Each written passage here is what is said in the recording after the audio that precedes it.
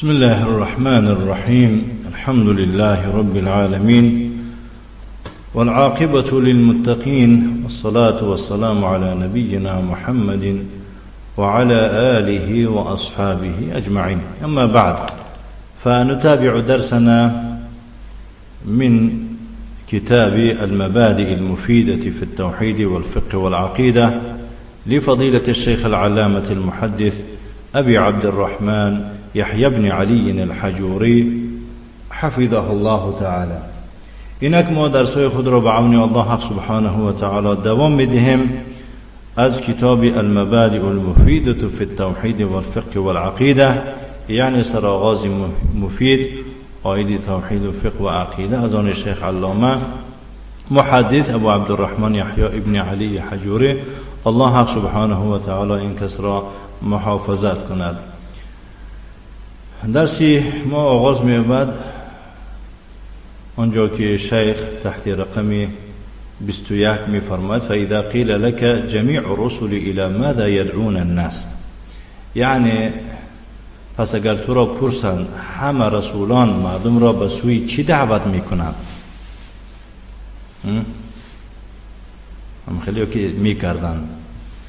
فقل يدعونهم الى عبادة الله وحده لا شريك له، پس در جواب چنین بگو آنها را به عبادت الله یگانه‌ای که شریک ندارد دعوت می‌کردند.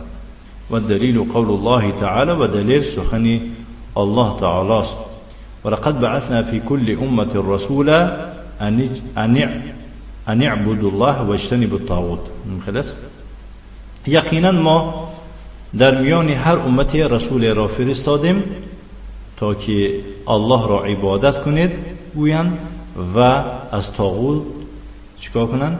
اجتناب کنید گویند، یعنی از شیطان و از غیر الله کسانی که عبادت میکنند. سوره نحل آیه 36. شیخ میفرماید فاذا قیل لك ما تعرف التوحید الذي جميع الرسل يدعون الیه، پس اگر تو را پرسند تعریف توحیدی که همه رسولان به سوی آن دعوت میکردند چیست، یعنی کدام نمودی توحید بود که رسول ها یعنی پیغمبر ها مردم دعوت میکردن به همین؟ فقل هو افراد الله بالعباده، پس در جواب چنین بگو این در عبادت الله را تنها مقرر کردن است.